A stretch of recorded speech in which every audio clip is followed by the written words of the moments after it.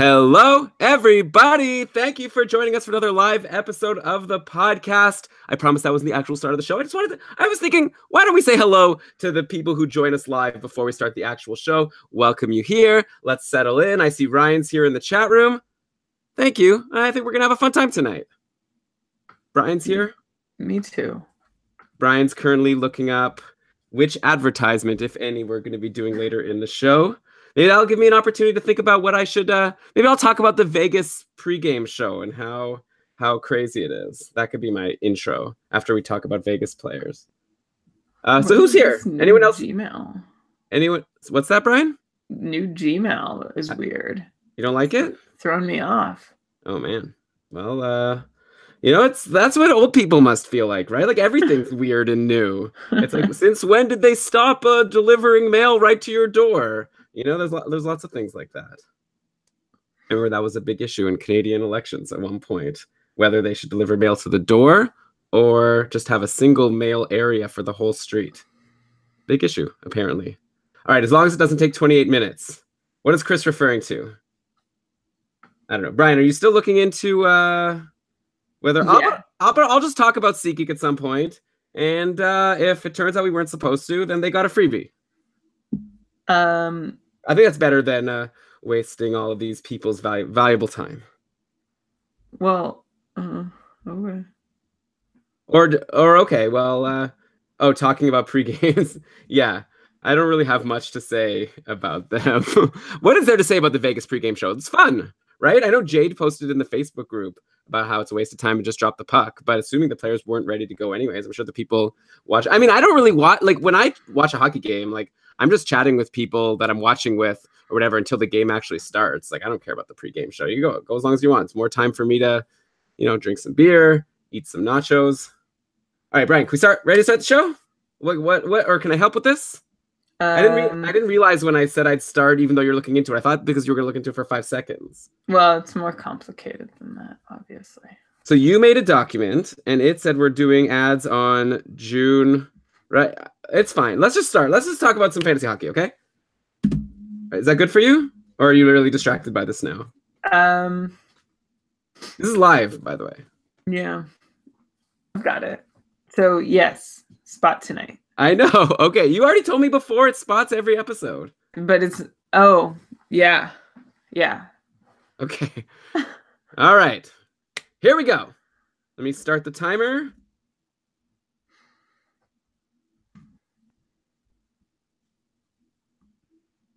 What the? Oh, I didn't start the timer. Now I'm going to start the timer. Yeah!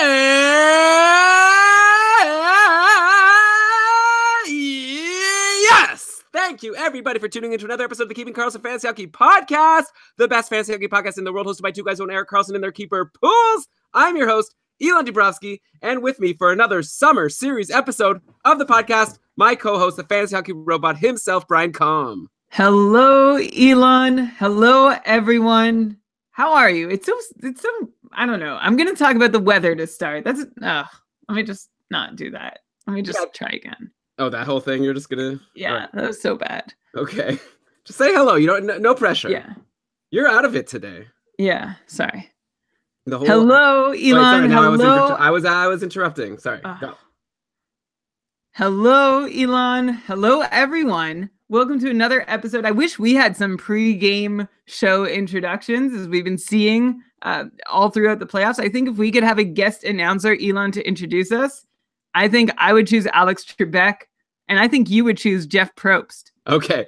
No one knows what you're talking about. I guess it was we were talking before we went on the air about the Vegas pregame show. Yeah, we should have a little bit of like a knight fighting against a capital. What was it? Like just some like soldier or something from Washington. I don't know. They had a fun show to start the game 1 and game 2. Game 3 yesterday, Washington versus Vegas. Shea Theodore, what was he doing? He totally blew that play. But whatever. We're not here to talk about that. We're here to look way into the future, because the people listening to this episode right now are the hardcore fantasy hockey nerds that are already focused on winning their pools next year. And Brian, we've got a fun topic for today. We're going to look at all of the players who, for the first time, joined the 70-point club. So any player who got to 70 points for his first time last season, we're going to go through each one and discuss if we think that player is going to stay in the 70-point club for the next few years, or if it was a one-time thing, don't expect it to happen again. So hopefully we'll have a couple of debates. We'll see what happens. Thanks to everyone for joining us in the chat room. We'll be very curious to hear from you if you agree with our assessments. Before we get into all of that, let's of course mention that we are presented by DobberHockey.com, very proudly presented by the best fantasy hockey website out there. They're having articles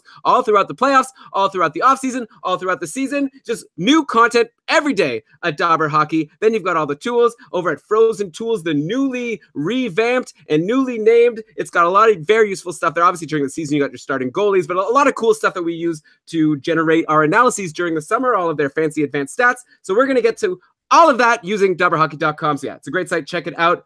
Brian, so I'm going to start in the obvious place because it's topical. We had two players on the Vegas Golden Knights who joined the 70-point club in Jonathan Marchessault and William Karlsson. Riley Smith probably would have been there, but he had some injury trouble at the end. But yes, we have two new members from Vegas, and we've already talked about these guys so much all throughout the actual playoffs, just because we've been talking about how they've been doing, and even during the season, wringing our hands and like pulling our hair out, trying to decide if they're going to be able to keep it up or not. I know William Karlsson, we thought there's no chance he's going to be able to keep up his amazing shooting percentage all season long, but hey, he did just fine. 40 goals, ended up with 78 points in 82 games, and Jonathan Marchessault had 75 points in 77 games. So not only did both of them join the 70-point club, they both pretty much crushed it. They were both closer to 80-point players than 70-point players. So now let's take a look into next year and the future. I guess we don't need to go too long on them since we've talked about them so much on previous shows. But what do you think about these two Vegas guys and their chances to be perennial 70-point plus guys going forward? Well, I think you said that we don't need to go too deep on them, but I think a lot of our discussions on them have just been Jonathan Marchessault is really good. So, you know, he's earned these 70 points. And then William Karlsson, yeah, high shooting percentage. So maybe he hasn't earned. Let's actually go a little deeper for the first time on both these guys. So Jonathan Let's do that. That's a good plan. Why did you interrupt me? For the first time, let's dig into these players. Do I have to say anything again? No, it's great. Just keep going. Okay. I'm not editing. Let's begin. Oh my God. It's been a couple weeks since we've done a show, so we're still easing into how this works. I just really agree with you. I liked what you said. I hoped you would bite on who would introduce us. You know, it was Bruce Buffer in Vegas and Jeff Probst and Pat Sajak in Washington. Okay. I want you to think by the end of the episode of someone who would introduce us. Okay, I'll work on that. But please, go ahead. Let's dig into these players. Jonathan Marchessault, we've always been saying he's a superstar. He's great. I'm so confident you're going to say that he's going to be a perennial 70-plus point guy. William Karlsson's the interesting one. You were really strongly saying that you didn't think he'll even hit 20 goals. You said it would be tough for him to hit 20 goals next year, and obviously that would probably keep him out of 70 points. But then near the end of the season, you started to change your tune, and then during the playoffs, so I'm very curious to see where you're going to land on him. Okay, well, if you stop talking, you'd find out your curiosity would be abated and sated. So let's begin with Jonathan Marchessault, who added 26 more points in 2017-18 compared to his 2016-17 performance, and in the same number of games played. So where did these 26 extra points come from? It wasn't goals. He had 27 this year, which is actually a relief because the 30 he'd scored in 16-17 came with a high individual shooting percentage attached to them. And with close goal scoring numbers, of course, we can also rule out shots on goal having been a big help to Marchessault in this 26-point improvement. Marchessault did have 70 more shots this past year, but the more reasonable shooting percentage helped level out their effectiveness. And Marchessault's extra points also did not come on the power play, with a slight downtick in power play time this year compared to the year before. Marchessault still popped 17 power play points, which is just one less than the 18 power play points Marchessault had the season prior. So that leaves one category where Jonathan Marchessault made up the entire difference between this current season and the one before it, and that is even strength assists. Jonathan Marchessault jumped from 21 to 48 5-on-5 assists. And of course, that entire 27 assist difference came by virtue of even strength work. 27 is also the number of Marchessault's even strength assists that registered as primaries. He had 38 total. So that takes out some doubt. 27 of 38 being primaries, that Marchessault was just finding himself in the right place at the right times. But the one place where you might want to retain doubt in his ability to continue producing is in his on-ice shooting percentage, which was up above 10.5% last year. And that means Marchessault's on-ice shooting percentage is pretty likely to regress next season. Now, we all know why that on-ice shooting percentage was inflated, because of the person whose goals he was assisting on most. And Elon, you know who that was. I'm going to say Shea Theodore. No, I'm kidding. Of course, William Karlsson. Why even? You're just getting in the way of my flow. William Karlsson was scoring the goals that Marchessault was picking up assists on. Marchessault had 17 apples on William Karlsson's guavas. Nice. Next most was 8 apples on Riley Smith's guavas, grapes. Trying to think of another fruit to go with, like, the G for goals. Anyway, aside from Smith and Karlsson, Marchessault didn't assist more than 2 times for any other Golden Knight. And that conveniently brings us to Marchessault's teammate, who also scored 70 points for the first time. Let's talk about William Karlsson, because if his goal production doesn't keep up, that is going to make 70 points harder for Marchessault to keep up. Let's look at Karlsson. Karlsson scored 60 points for the first time ever. Not just 70 points. Karlsson also scored 50 points for the first time ever, 40 points, 30 points, 26 points for the first time in his career for William Karlsson. He more than tripled his previous career high of 25 points, nearly quintupled his previous career high of 9 goals. And this, for William Karlsson, obviously came more out of the blue than for Jonathan Marchessault, who we'd seen get experience playing 17 minutes on the top line in Florida before this year, whereas William Karlsson was coming off a season in which he'd played just 13.5 minutes per game on the third line in Columbus with guys like Josh Anderson, pre-fantasy relevant Josh Anderson, Matt Calvert, Scott Hartnell, and 0 power play role. And incredibly, William Karlsson's last year in Columbus, that was actually a downgrade. Like, he was demoted in terms of deployment from the year before in 2015-16, when Karlsson had played 14.5 minutes per game with Matt Calvert and Nick Foligno at his sides. But anyway, the point I'm trying to make here is that this was the first season that William Karlsson ever really had an opportunity to show what he's got, to strut his stuff. And there's no denying he took full advantage. Of course, we've gone on and on about one of the reasons he was able to take advantage, which was his high shooting percentage. Karlsson converted on more than 23% of his shots. For anyone who thinks that's no big deal, that maybe he can repeat that, here's a comparison that those familiar with our show will be able to connect the dots and see exactly where I'm going with it very quickly. William Karlsson's shooting percentage in 17-18, 23.4%. TJ Oshie in 2016-17, 23.1%.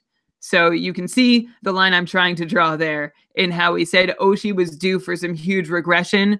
I can see William Karlsson being a candidate for similar next season. The minor consolation for anyone hoping that William Karlsson is more for real than TJ Oshie was is that Karlsson didn't have as inflated a number at even strength for his shooting percentage as Oshie did, which essentially means that Karlsson's inflated overall number came more by virtue of high power play shooting percentage, which is a little more reasonable of a way to get those high numbers at even strength. But in any case, I'm not saying it's reasonable at all. It's a pretty darned inflated number. And the thing is that William Karlsson is also not a huge shot taker either, averaging barely more than 2 shots per game. So it's not like he's going to make this up in volume unless he changes his game significantly. It has been nice to see Karlsson's shooting percentage stay at 15% in the playoffs so far, but that's as high as I think one could reasonably hope for it to go. So if you just do some basic, like we like to do, we like to pretend. So regress William Karlsson's shooting percentage to that for last season to 15%, and it knocks off 15 goals. And that's enough to not have him back in the 70-point club or not have him ever making it, and why I don't think he's in a prime position to make the 70-point club next year. And like I said, William Karlsson not getting 70 points will affect Jonathan Marchessault. If Karlsson isn't converting at such a high percentage, can Marchessault make up all of those 26 extra assists again? It's going to be tougher for Marchessault to do that. But he still seems talented enough for it to still be doable, much like Karlsson still seems talented enough to find a way to still score 25 or 30 goals and have a higher than average shooting percentage, but still not 23%. Their fates will remain tied, but if we're looking at who's going to need to stir the drink, it's Jonathan Marchessault, who's going to have to be good enough to coax the best performance possible out of William Karlsson. I am going to put Marchessault at just squeaking into the 70-point club next year and Karlsson falling short.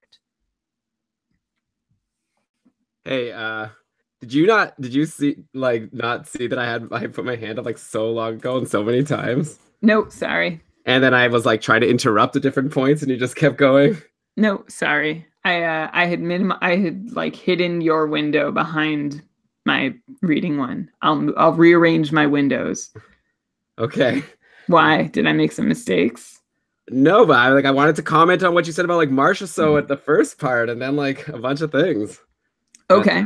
I guess I'll do it all now. Now's your chance. Okay. Okay. Wow, okay, a lot to get to there. You were on quite a run. Okay, a couple things. Because I think I'm going to slightly disagree with you. If that's okay, respectfully, of course. And people listening know that probably you want to go with Brian if you want to get it right. So first of all, with Marchessault, it was interesting how you brought up the whole thing about how he had mostly primary assists and not secondary assists. So we don't have to worry about him just being in the right place at the right time. I mean, come on. Anyone who's watching any of these Vegas games, they know that Marchessault is not just in the right place at the right time. He's driving the offense. He's clearly a superstar. And honestly, like, I just feel like, to me, he's like the biggest no-brainer. I'm actually surprised that you think he's just going to squeak into the 70-point club, especially since we've seen such an uptick in the number of players that get there. Like, it's not as hard a thing to get to as it used to be. I guess rule changes, maybe the goalie equipment. Like, there's been a lot of talk about why scoring was so up in the NHL, but I feel like Jonathan Marchessault is showing himself to be a star. And like in the playoffs, it's just continuing. Like, he's been a point per game there. And I'm curious to know what you think about William Karlsson. Like, I know you're saying that his shooting percentage was high in the regular season, and you did say that maybe some of that was on the power play, and so maybe that's more sustainable. But overall, like, you're talking about TJ Oshie and how he wasn't able to keep it up the following year, and you think the same is going to happen to William Karlsson. Any opinion about like the fact that Karlsson now also in the playoffs has 15 points in 18 games? Also at the end of the year, I recall you were pointing out that Karlsson's shooting percentage was starting to come down and he was still getting point after point. Like, all throughout the season, you kept saying he's not going to keep this up, and he did. Like, it just seems to me like he's on the top line and on the top power play with the superstar Jonathan Marchessault, and they're tearing things up. Like, is there anything to the fact that they've just continued to do it for so long? And by the way, in the playoffs, William Karlsson has only a 14.9 shooting percentage, and he's still got 15 points in 18 games. I don't know.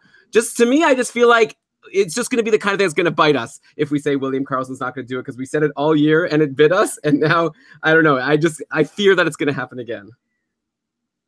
Yeah, so I'm open to that. I said 15% in the playoffs is nice, and even if you regress the 15%, William Karlsson falls out of 70-point territory. So, if you're saying, like, I understand everything else is going great, 15 points in 18 games, crushing it in the playoffs.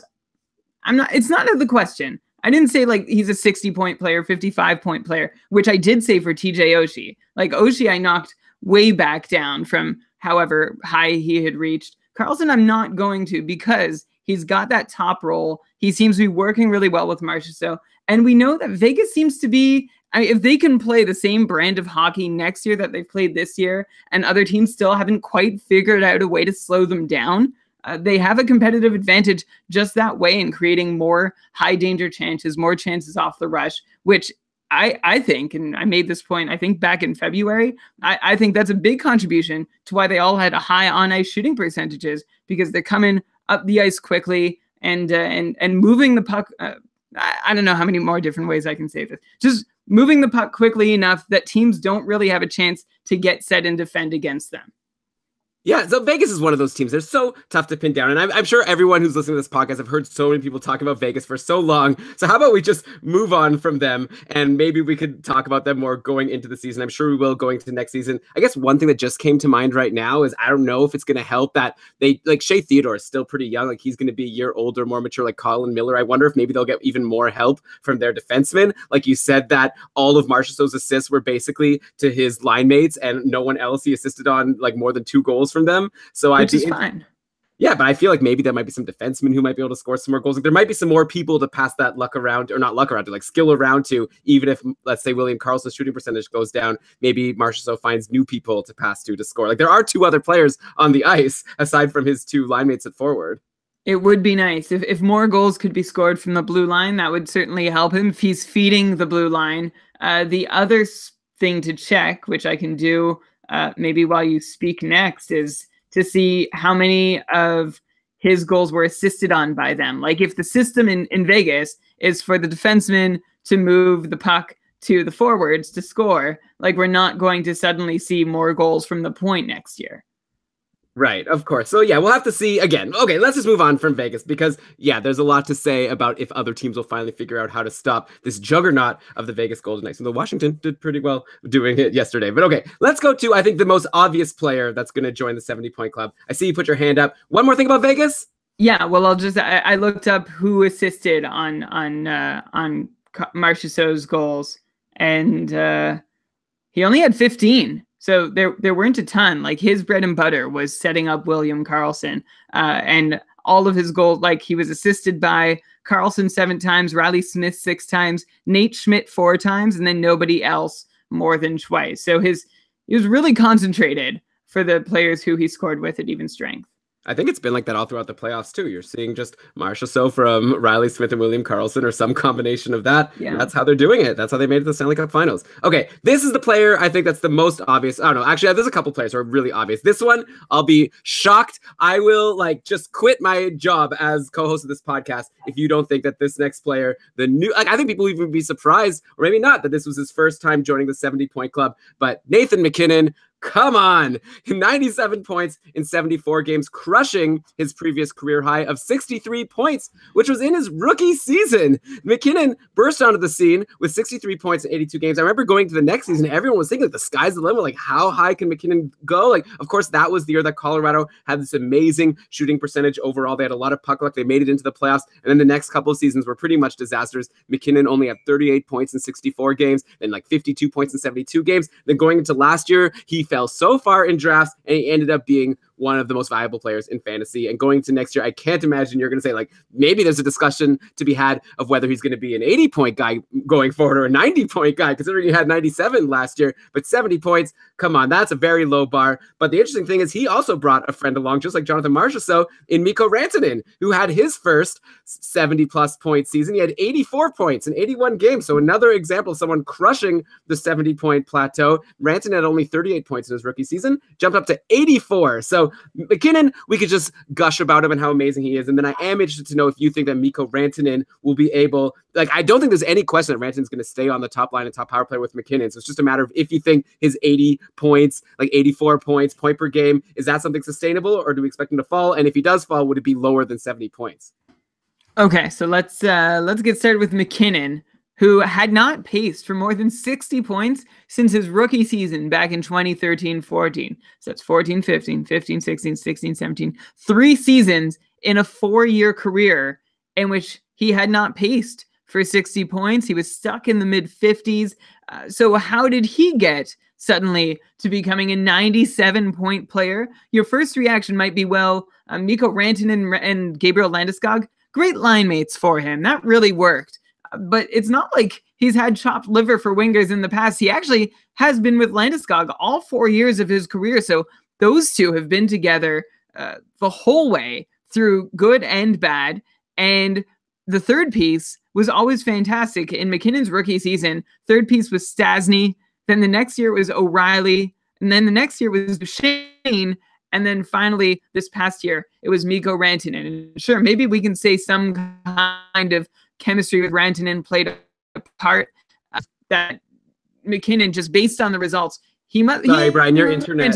Brian, Brian, sorry, your internet was all messed up. Can you just say that last sentence again? He and MacKinnon must have figured something out that MacKinnon didn't quite figure out with the other guys who weren't, I guess, Paul Stastny. But 40 plus, sorry.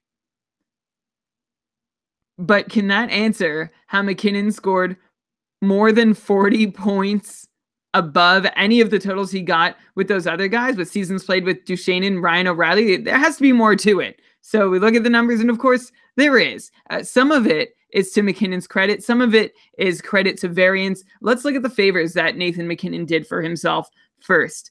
Nathan MacKinnon put a career-high 284 shots on goal, and that's in 8 games, sort of a full season. So prorate that shot pace, and he's up to 315 shots if he doesn't miss a game this past year. Obviously, that also gives MacKinnon his highest career shot rate, and that's a product of a career-high shot attempt rate.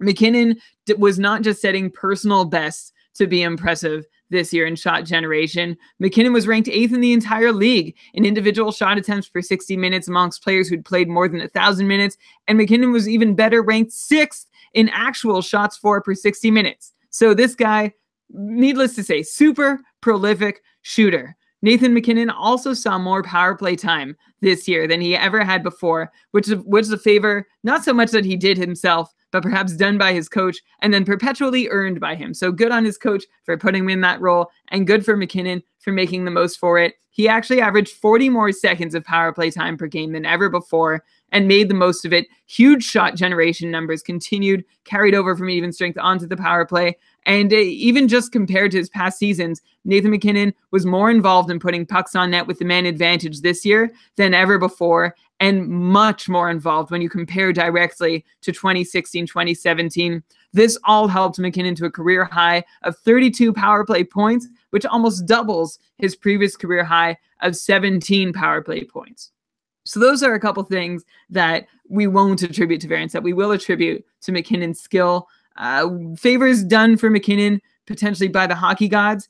He did sort of have a high shooting percentage. Now 13.7% was his number, which doesn't seem unreasonable for a strong scorer, but that's never quite what MacKinnon has been. And for someone with his shot volume, that seems like a high number. If you look at the guys who are actually ahead of him in shots for per 60 minutes, it's a familiar list of players who disappoint, who take a lot of shots and don't cash in. The guys leading the league in that category this year, shots for per 60 minutes at even strength: Brendan Gallagher, Victor Arvidsson, Jeff Skinner, Evander Kane, Tyler Toffoli. So you've got a bunch of names there who, like, you would be just so delighted to see Jeff Skinner or Evander Kane or Brendan Gallagher put up a 14% shooting percentage. So to think that MacKinnon can do this every year might be a stretch if he's going to keep taking so many shots. MacKinnon himself, just looking at his own career sample, has been a 10% shooter over the course of his career. And even that number is thanks only in part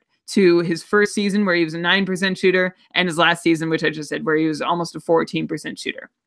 I feel like it's not a bad bet to make that he can keep up, say, around 10% in his shooting percentage, which shouldn't hurt him too much in the big picture if that's the only regression that Nathan MacKinnon sees.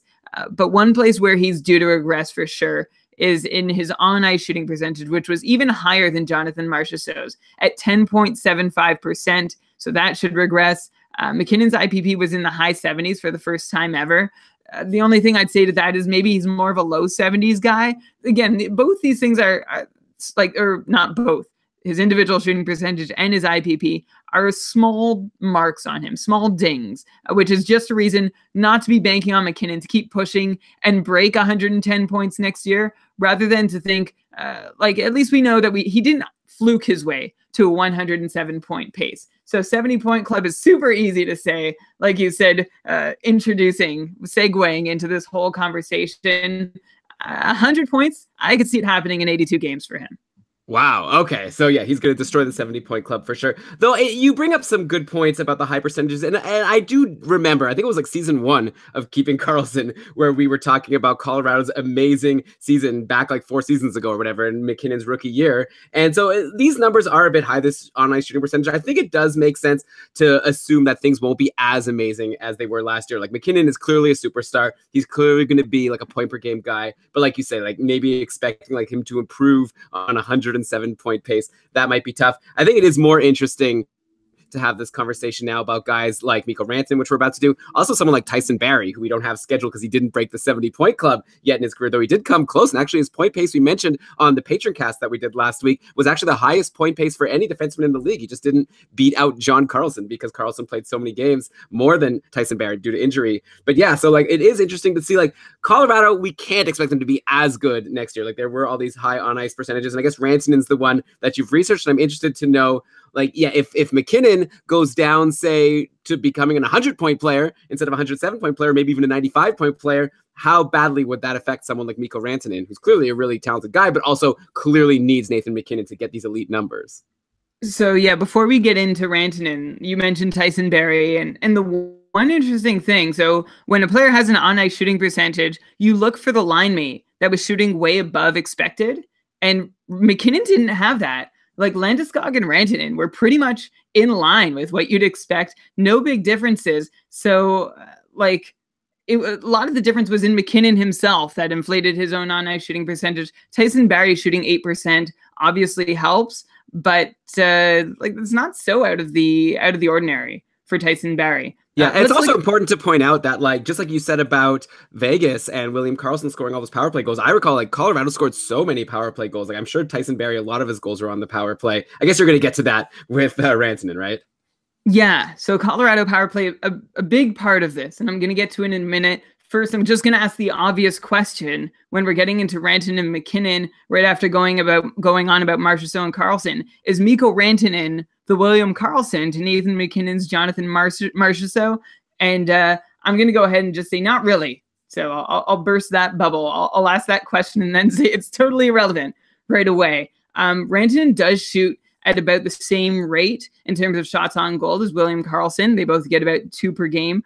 But Rantanen's different in that he shot in the 15% range for the second year in a row, which is enough for me to make me think that he's got a shot. Rantanen's got a shot at sustaining that marker once again next year. Rantanen was also a huge beneficiary of that monstrous Colorado power play. They ranked 8th in the league by converting on 21% of their chances. Rantanen personally had 12 goals and 23 assists for 35 power play points.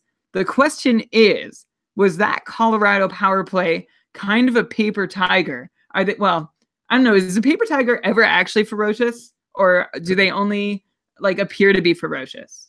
Well, I mean, you can get a paper cut, but I don't know how much more damage a piece of paper can really do to you aside from that. I guess if you throw it as a paper tiger, if it's like a paper airplane and it hits you in the eye and you're not wearing glasses, I guess maybe that could hurt. But I think generally a paper tiger isn't too scary. So you're saying that the power play wasn't as good as it seemed? I'm saying it might. Yeah. Well said. Thank you for saying it for me, because clearly I can't say it myself. The reason I think this is because, well, if we just want to go basic, Colorado had the second highest power play shooting percentage in the league. So of course that's going to help. And you could say a really good power play is really effective. A higher shooting percentage is more rightfully earned on the power play than it is at even strength. However, over at Corsica, Manny Elk has this expected goals for stat that we've talked about before on the show. It's where he combines a whole bunch of factors, does some math. I'm obviously simplifying it like crazy, and then decides how many goals a team should have scored. And then you can compare that to how many goals they actually did score. And Colorado had a 2.5 goal difference between their goals for per 60 and what their expected goals for per 60 was. So obviously in favor of their goals for per 60. So they were slated to score 2.5 goals less per 60, according to Manny's formula over at Corsica. And if you sort by expected goals for per 60 minutes, you'll see that Colorado actually ranked second last in the league in expected goals for per 60 on the power play. So something just doesn't pass the sniff test here, that Colorado was actually as good on the power play as they turned out to be. So if you're banking on another 35 power play points from Mikko Rantanen, I might advise against that. I might advise you to rethink. And this difference, by the way, in expected goals for and actual goals for existed at even strength as well, both for the Avs and Rantanen and McKinnon personally. I can't say, it's a big formula, so I can't point to one specific factor that accounts for the difference between the goals they scored and the goals they were expected to have scored. But if you're looking for a red flag, this is as good as you're going to get outside of their on-ice shooting percentage for why you might see some regression from both of them. Okay, so that's interesting. Like, I almost would want to know if maybe there's something wrong with the stat, right? Because if they had the lowest, did you say, expected goals for on the power play? Second lowest. Second lowest. Only above Buffalo. And yet they were like 8th in the league in power play, actually. That's like a huge difference, right? Like, huge difference. So it's Manny Elk. I feel like we should tweet at him or something and ask, like, what if he has an explanation for this? Maybe there's something that it needs to tweak in this formula, because that would be crazy, right? Like, that means what? They had the most amazing luck. Every goalie that they played against on the power play basically fell apart. They were just so afraid of Nathan MacKinnon and Tyson Barrie and Rantanen and Landeskog. He just like had to run away, scared. So remind me after the show. I'm writing a reminder for myself. I will tweet at Manny to ask. We'll see if we can get an answer from him. He's not, well, I hope he'll respond. Okay, and of course you can follow us at Keeping Karlsson, then we'll retweet the response from Manny if we get it. So that's a lot to say, but that's very interesting to me. I wonder, I don't know, it's just like, it's such a big difference that it makes me question the stat, but not to say that I think it's definitely wrong, but I think like that's the kind of thing that makes me a little bit skeptical, but it'll be interesting to dig into that a little more. And with Colorado, I think in general, I am skeptical. Like, I feel like with a lot of these players that we're going to talk about, they're clearly good, but the question is, should you draft them, right? Like, we all agree that Rantanen and MacKinnon are going to be great guys to own in fantasy next year, but are they going to be good value in your draft? And to be honest, I don't think so. Like, I feel like it's going to be very surprising for Rantanen to be as good or better than he was last year. It was just such a dream season. I had him on my Cupful team. I picked him up as a free agent in like week 2, and I'm sure he was one of the big MVPs, one of the reasons I won my league, and I'll never forget it. Thank you, Mikko Rantanen. You're my hero forever. But that being said, I don't think I'm going to draft him next year in like round 2 or round 3. Like, I'd like to see a little more. So it's all about value compared to who else you could get in the draft at that time. And I have a feeling other people are going to jump on it, maybe even expecting them to be even better, you know, since they're still young superstars, MacKinnon and Rantanen. I have a feeling I won't own them. Not to say that I don't think they're going to be awesome, but I just have a gut feeling, a hunch that I don't see myself drafting either of these guys next year because they're going to be so highly valued. Yeah, that's going to be the hardest part, is MacKinnon is going to be like off the charts in so many rankings, as I don't think I'm going to be alone at all in saying that he's got a great shot at 100 points. So he's still young. So especially in a keeper league, he is going to be incredibly valuable. And he's the sort of player that people love to jump on. So good luck in getting him at a reasonable price. Right. Okay. So, Brian, let's move on. We still have 2 more teams that have a pair of 70-point guys. And then we have some other, I guess, stragglers, what do you call them? Other people who join the 70-point club. It's pretty exciting to have so many new players hit 70 for the first time. I feel like in previous seasons, we'd have like a couple. I guess we could look at the actual numbers for this, but it seems like we've got a very exciting new list to talk about. So far, I guess, no big surprises with your answers. What did you say with Rantanen, by the way? Did you say that you think he will stay in the 70-point club next year, or you don't think so? I think he's going to be hard pressed. Like, if I turn out to be correct about, and just to like also back up a little bit, like, this expected goal stat has served us pretty well over the last couple of years. And I do, like, Manny has posted his entire methodology. You can read all about how it was produced. Like, I'm a believer. I think it's a reasonable metric. I don't think it's so, I'm actually much more concerned. Like, if I see this big of a difference, I'm more concerned in the Colorado Avalanche than I am in the validity of the stat.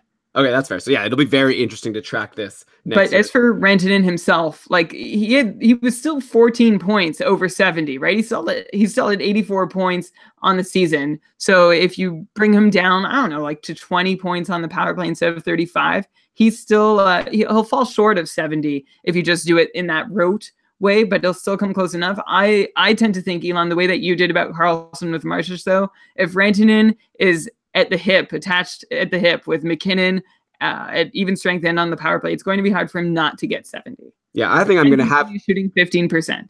Yeah, I think he'll stay in the club, but also he doesn't shoot that much, so he might not help you in too many other categories. Obviously, Rantanen's going to help you in your power play points and your straight up points. Okay, Brian, before we move forward, I want to take a second to thank a sponsor for this week's episode, which are our friends over at SeatGeek. We were talking at the beginning of the show about the pregame show for Vegas. They put on such a good show for their fans, and you know, I wonder if other sports and other teams in the NHL are going to start paying attention and maybe doing great shows, and our listeners can be the first ones to find out by going to all of these games throughout the summer. summer, or maybe even already buying your tickets for next season when they come available. And the best place to buy them is definitely with our friends at SeatGeek. It's the smartest, easiest way to get tickets to every type of live event, whether you're searching for a last-minute deal, planning a night out with friends, or need to find the perfect gift. SeatGeek helps you find the best seats at the best prices, fully guaranteed. I really just enjoy taking on my SeatGeek app. If I'm just like taking a break, want to kill some time, browse around what's going on in Toronto. There's always good deals, always interesting to see what's going on. And plus, our listeners can even get a discount on their tickets just because they listen to this show.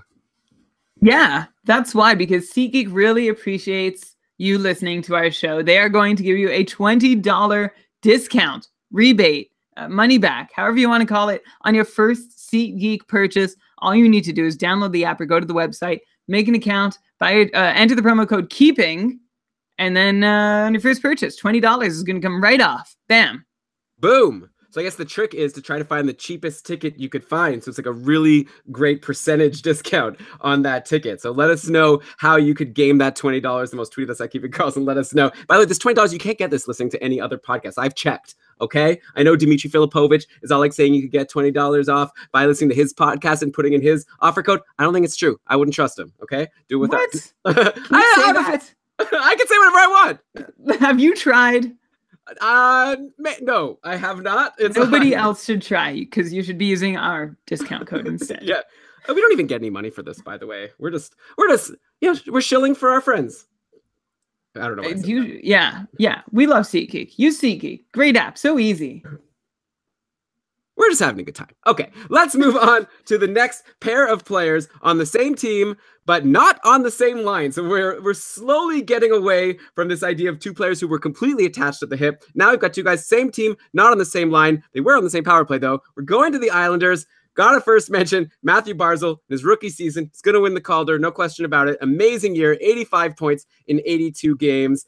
And, like, what more can you say? He played on the second line. Like, he was like carrying his line. Like, Beauvillier and Eberle are decent players, but for sure, like, Barzal was the one that was like the guy you wanted to play with. He also got on the top power play very, very quickly. He bumped Eberle from the top power play, and he never got bumped again. We've already talked about how the Islanders have a big free agent in the air in John Tavares, and that's going to make a big change to what's going on that team. So it's hard to really make too much of a projection about Barzal, just in terms of, like, if you're looking at his situation for next year, it's completely up in the air right now. But overall, I feel like it's hard to say that he's not going to be in the 70-point club, considering in his rookie season, he hit 85. That must be quite a rare thing for a rookie to do. You don't see rookies being over a point per game like Barzal was too often. Then the other guy on the Islanders who joined the 70-point club for the first time, Josh Bailey, which was something that, like, he's not a rookie. He's been around for a while. His previous career high was 56, which was the year before, also in a year where he finally got to play with John Tavares a lot. Before that, his career high was 41. So it's just recently, in the past couple of years, that Josh Bailey has come onto the scene. And last year, he had that amazing run,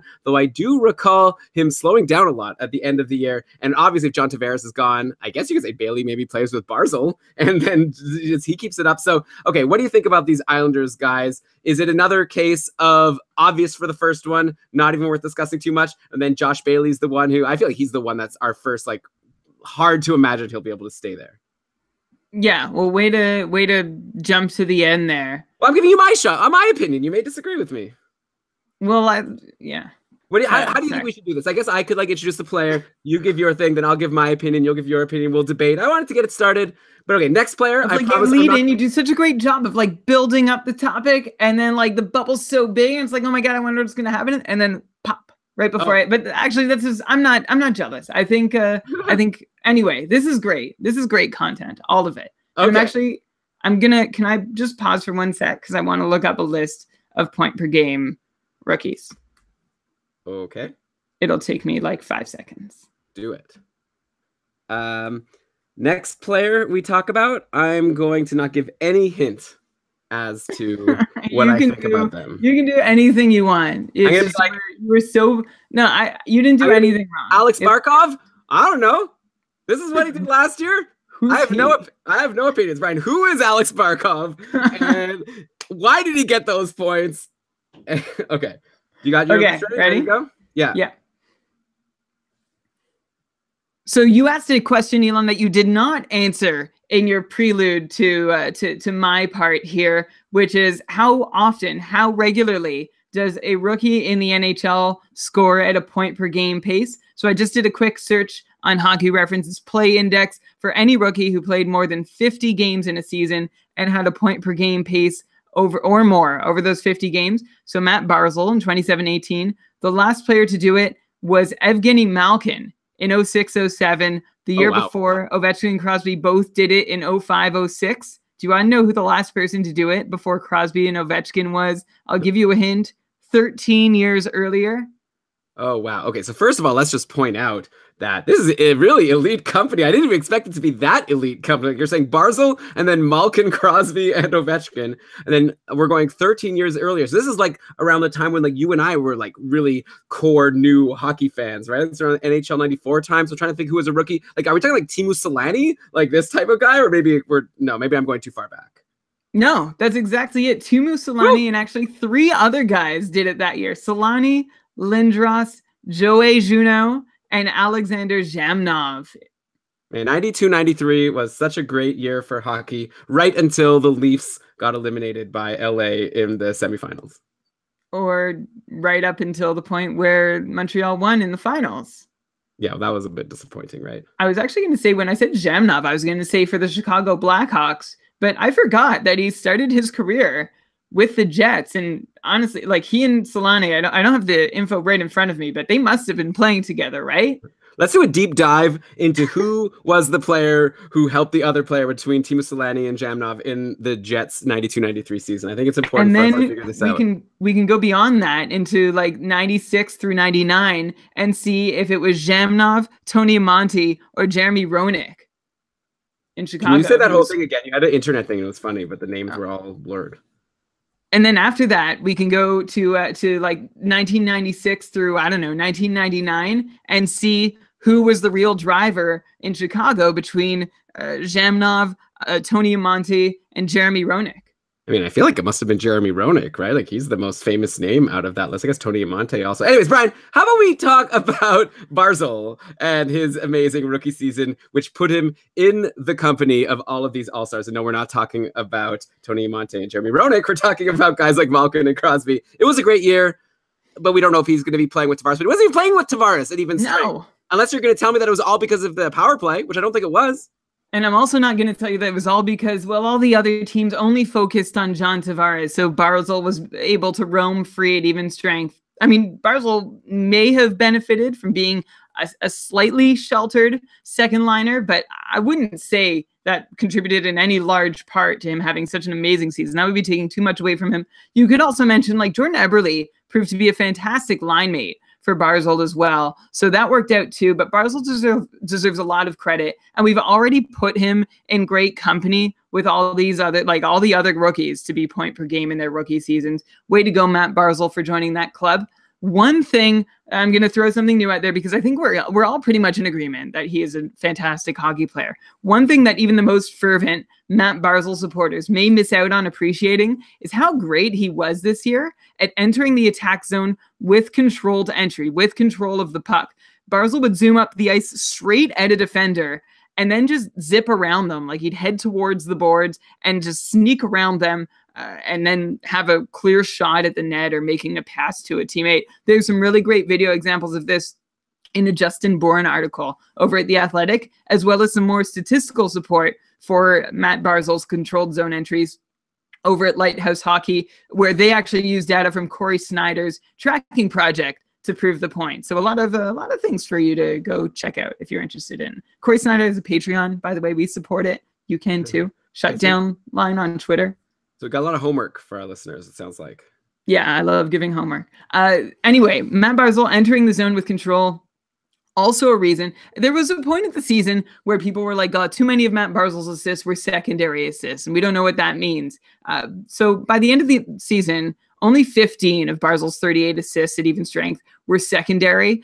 So first of all, that's not even a bad ratio. That's pretty good. But second of all, I've seen some really great arguments written that Barzal deserves the secondary assist.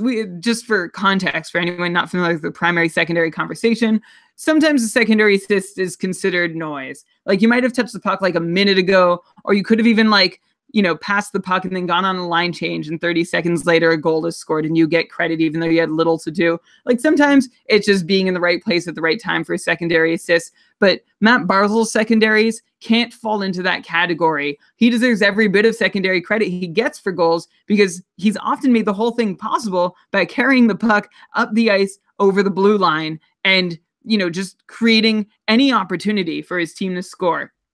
As for the usual markers of variance that we look at and how they looked for Matt Barzal, I'm not seeing any red flags there. His IPP and on-ice shooting percentage are both, they're high. But if he actually is a legit star player, they're not unreasonable numbers to stick. So we're going to need to see another year from Barzal to get a more colored-in picture of what he's capable of if he can keep up these high elite-level IPP and shooting percentages, or I should say on-ice shooting percentages. Although that's not, I should have just stuck with IPP there in that sentence. Okay, what am I trying to say? I'm not at all counting Matt Barzal out of doing what he did this year again next year. Anyone who saw him play would have to agree that he was incredible. You just needed to watch him to see he's creating his own chances, not overly relying on anyone or anything else for scoring opportunities. The questions about Matt Barzal going into next year will be, how is he affected by John Tavares being in or out of an Islanders uniform next season? And then the second question is, going into 18-19, there's going to be a book on Matt Barzal for other teams to read that they didn't have before. And is that going to be enough for other teams to get around to slowing him down somehow? So he's going to have a little bit more to overcome in his sophomore season now that teams know what he likes to do. They know his tendencies. Can he work through that? Interesting. Okay, but you're saying Barzal probably staying in the 70-point club. I have one reason that makes me a little concerned, that I'm curious to know if you think this is just a stupid reason. Okay. Okay, so he had 3 5-point games this season, which was I think of some record for a rookie, probably. I think I heard it at the time. So there's a 7-6 win over Detroit where he had 5 assists. There was a 7-2 win over the Rangers where he had 2 goals and 3 assists. And then earlier on in the year, there was a 5-assist game against Colorado. I feel like probably he's not going to have 3 5-point games again next year. That seems rare. And even if, let's say, I don't want to just take them away. Let's say he just got 1 point in each of those 3 games, which is basically his season point pace, right? Point per game. If you just make all of those games have 1 point, now all of a sudden we have 12 less points on the year, and then he would only have 73 points instead of 85 points. So I don't know, maybe I'm getting kind of silly, because also if you take a look at his game log, it's kind of fun to look at it. The first 5 games of the year, he had no points. So I guess he was really easing into the lineup or whatever. I don't know. For whatever reason, he didn't have any points in his first 5 games. I imagine that won't happen again. So maybe these kind of balance each other out. Anyways, that was just the one thing that came to my mind. It's actually similar to another player. Actually, one second. Let me just pause this. There's a player who scored. DeBrincat. Sorry. Sorry, how many? DeBrincat had 2 5-goal games or something, or 3 of them, or 3 hat tricks. Was there something crazy? Do you want me to look this up, or? Okay, I thought you might have just known off the top of your head. There was something crazy about DeBrincat's stat line also. 1, 2. Yeah, he had 3 hat tricks in the season. Okay, sorry. Okay, I'm ready to go. Okay, yeah. It kind of reminds me of Alex DeBrincat, who had 3 hat tricks last year. And I feel like when you're looking at his total points, it's pretty decent for a rookie. Obviously, nothing compared to Barzal, but it's you don't think he's going to get 3 hat tricks again next year. So I wonder if you take those out, all of a sudden, what do you have? So I don't know. Is that something worth looking at, or am I just kind of whatever? This is the number of points he got. Doesn't matter if he got them in clumps or if he got them, all spread out. It seems intuitive to see those big bursts and think how many more times. We talked about at the time how rare those feats were, and I think Malkin was the guy who had similar numbers of 5-point games. Yes, all those words came out in the right order. I don't know. It does seem like, again, you've totally caught me off guard here. It seems intuitive that if a player's production is spiking several times in the year in 1 game samples, that we can't count on him to get all these 5-point games again. But I still don't want to take anything away from him. So, it's a good question. This is a good question to research further. Yeah, just keep that in mind, that when you have Matt Barzal next year, he's probably going to be really valuable on your team, like I said about these other guys, but maybe you shouldn't expect as many 5-point games, especially like you said, we'll have to see what happens with John Tavares, but obviously if teams are focusing more on like Barzal's line, maybe that has an effect. Okay, Josh Bailey, then, like I said, he had 71 points last year. His career high before that was the year before with 56 points. That was the year when he finally got on the line with John Tavares. And clearly we saw that Josh Bailey could be a really great wingman. But the question is, even if John Tavares stays, maybe for this thought experiment, we have to do that. Or if he just plays with Barzal and we assume that Barzal is just as useful to Bailey as Tavares was, like, can Bailey do this again? Or do you think that, like, I think there's no even, if you say he's not in the 70-point club, like, is he worth drafting even? Like, I feel like Bailey's reputation is still not that high, even though he had this amazing year. Like, I don't know if I could see myself drafting him aside from, like, in a late round of my draft. Like, I'd be nervous. That seems like a stretch. I feel like if your pool is reasonably deep, Josh Bailey is going to be drafted just by virtue of the fact that he's on the top power play and he plays with either Barzal or Tavares at even strength. This is assuming Tavares is back next year. So let's see exactly how he finally broke the 70-point threshold last season, though. The first number that stands out is a high IPP, a number we've been using all episode, and you might have heard this spiel before, but just in case you haven't, IPP means what percentage of goals that the player goals scored while they're on the ice that a player registers a point on. So Josh Bailey's was up at 74%, which is where you would expect to find a high-end hockey player. But I don't think Josh Bailey qualifies as a high-end hockey player. And at 29 years old in October, I also think we've seen enough to feel comfortable in knowing that Josh Bailey is not a high-end guy and that he's also not about to break into one either. It's like he's in this place in his career where I feel like we know what we're getting from him and we know he's not about to shoot up or bust out. The biggest reason for Josh Bailey putting up his career high point total and pace can be found in his power play numbers, which show what appears to be an odd quirk. Check out this, Elon. In 2016-17, in a power play 1 role, top unit role, playing 227 total minutes on the power play, Josh Bailey had 3 goals and 9 assists and 12 points. In 2017-18, in a top unit power play role, playing 228 total minutes on the power play, Josh Bailey had 5 goals and 26 assists for 31 points. That's 19 more points on the power play, playing only 1 minute more with the man advantage and still playing with essentially, well, not the same top unit because Matt Barzal was there, but in the same role on the top unit. Yeah, so well, why? Maybe Matt Barzal's really that big a difference maker. Yeah, maybe he is that big of a difference maker, or maybe the Islanders' power play wasn't supposed to be this good. They did boast the 6th ranked power play in the league, so higher than Colorado's with a 23% man of advantage efficiency. But again, I'm going to turn to expected goals for, and they were actually a bottom half team in the league. Not way deep buried in the bottom half. Like it wasn't like Colorado with the swing from 8th in power play conversion to 30th in expected goals for per 60. The Islanders are more like 6th to I didn't grab the exact number, but 16th or 17th. So not as precipitous a fall. The Islanders were helped to their spot in power play efficiency rankings by having the 4th best power play shooting percentage in the league. That helped float them up towards the top of the heap. The question is, going back to Josh Bailey, how did this affect him? Well, it shows quite plainly in Josh Bailey's power play on ice shooting percentage, which was at 17% this year, and that's 6 points higher than it's ever been before.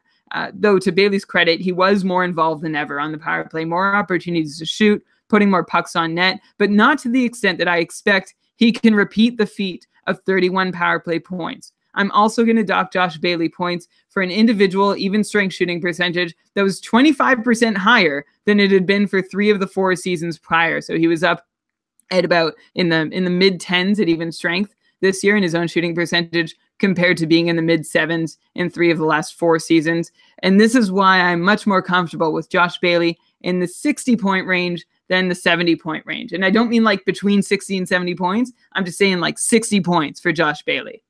Yeah, I don't know. I might even go lower than that. So this might be a fun bet we can make. What was the bet we made? You might not even draft him. Yeah, well, what was our bet on the Patriots? You thought that Sebastian Aho is going to be better than Jack Eichel. So that's our first bet that we have going for next year. Yeah, you're gonna nail me to that one.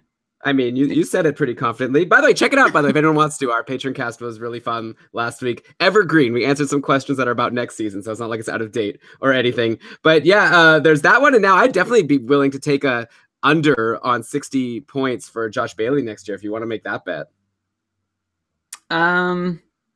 No, I'll go over 55. Deal. Okay. Okay, done. Hey, that would be fine for me for every year aside from last year. Oh no, Bailey had 56 points last season, so I would have barely lost with that. But I don't know. Another thing that concerns me about Bailey, he only had 9 points in 21 games to end the season from February 16th on. I guess it was a Braden Holtby syndrome, right? Like someone who maybe you had and was decent for you all season long. Bailey was even like a superstar all season long or for a really long stretch there, and then totally blew it for his owners in the fantasy playoffs. But I don't know what that's worth, because that just maybe just goes to show how amazing he was before the end of the season. But just he didn't come through when he needed to. So maybe that means that you could get him for good value if you agree with Brian that he's going to be a 60-point guy. Maybe people who had him last year won't be willing to go with him again just because he burned them when they needed him most. And then again, we're probably going to talk about him when John Tavares finally signs with the Islanders or not. I guess if he signs with the Islanders, then we're good. It's more if John Tavares leaves the Islanders, and if they don't sign anyone else, then we'll have to reassess what we think about all of these guys. So I think that's good for our Islanders talk. Brian, we still have one more team that has a pair of guys who joined the 70-point club for the first time. One of them should have been there, but could never stay healthy, and he finally did. And that is, of course, Alex Barkov on the Florida Panthers. 78 points in 79 games last year. Unbelievable season for him. And we knew he had it in him, right? He had 52 points in 61 games last season, like the one before last season, I mean. And then he had 59 points in 66 games in 2015-16. So Barkov's been hovering around like a 75-point guy for the past few years. Couldn't stay healthy. Finally, last year, you probably got him at great value in your drafts because people probably thought he was injury prone, and he was able to play 79 games, only missed 3 games, and got points, or had a pace of getting points in pretty much all of them, right? 78 points in 79 games. An amazing season for Alex Barkov. Can we say now, moving forward, that he's healthy, like injuries are behind him? Like, do you still have any injury concerns for Alex Barkov? Or do you think now you could draft with confidence now that he's played a full season? And we can move forward. Like, I guess it's like Steven Stamkos also, right? He was like injury prone. People were worried about him. Now that he's played a full year, I guess you could say the same thing about Malkin, right? Like these guys who've been injured for a long time and then finally played a year without injuries, is that enough for you to not even worry about it? Or would it still be a concern for you going into next year? Or maybe it was never a concern for you. Yeah. There were a lot of people ready to call Alexander Barkov a Barkov boy, a Band-Aid boy going into this. It almost was turning into, you can call it a Barkov boy, the way he was getting injured every year. Yeah, well, the fact that he's been injured so frequently obscures the fact that Barkov has been a 68-plus point guy for 3 years now. So him finally breaching 70 points is not a surprise. And what's even better about his season, which is not something we've been able to say about any of the players we've discussed so far on tonight's show, is that there are actually markers of unkind variance for Alexander Barkov. So all the guys before, I've said, well, this is a little high, that's a little high. I can't say that for anything in Alex Barkov's underlying numbers. Alex Barkov actually had the lowest shooting percentage this past year since his rookie season, his lowest IPP since his sophomore season. Like, none of these were crazy drops. I don't want to overblow that, he was way down there in these variants, like really getting bad luck or bad bounces. But it's a lot nicer to see a great producer be below where he should be, even by a little bit in these numbers, rather than above and then be concerned that he's overachieving. Barkov also put up the best shot attempt and scoring chance generation of his career to boot.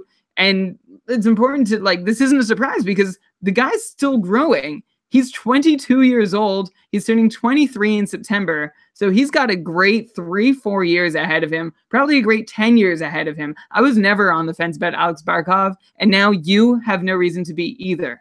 Yeah, he's amazing. I feel like you take a look at someone like Nathan MacKinnon, who's going to get drafted in the first round of your pool. And I'm not saying I'd rather have Barkov than MacKinnon, but I will say that I think it's closer than a lot of people think. And I would definitely rather get Barkov at 30th overall rather than MacKinnon, 5th overall. So that's what I was saying about maybe I won't see myself drafting MacKinnon, but I definitely could see myself drafting Barkov if people are still worried about his injuries, or maybe, I don't know, just wasn't as flashy of a season. I just feel like people didn't really talk that much about Barkov. He was so good.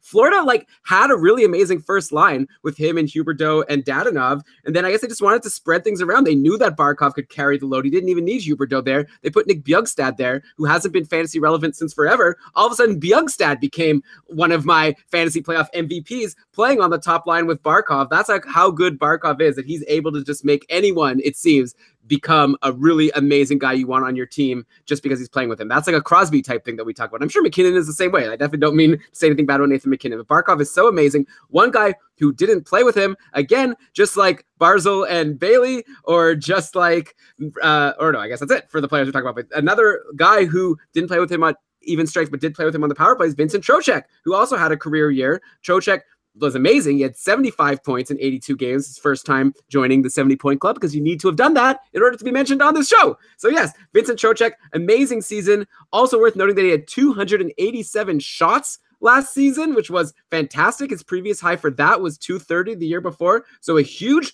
shot taker, which is super valuable in fantasy. 44 goals. So of those 75 points, 44 of them were goals. Just an amazing season. His previous high in points overall was 54. Last year, 75. I don't know how many more ways I could say this, except to say Vincent Trocheck was so valuable in a lot of leagues. And do you see any reason to expect him to slow down? Or do you think that was like a sustainable thing that we could see again next year? Because he's not that old either, right? He's also a young guy.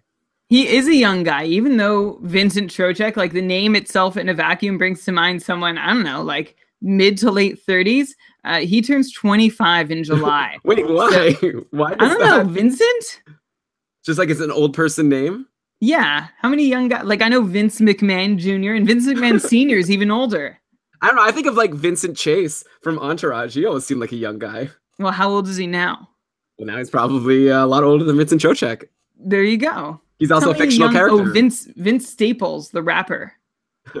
I mean, it's like asking how old is Maggie on The Simpsons, right? Like, I guess you'd assume she's older, but then if you watch an episode, she's not. So that's different. That's a cartoon. Characters don't age in cartoons the way they do in like, what do you call them? Real life shows?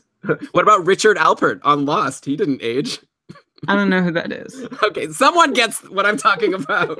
But okay, Vincent Trocheck, not in his 30s. He's in his like mid-20s, and he's emerging as a superstar, right?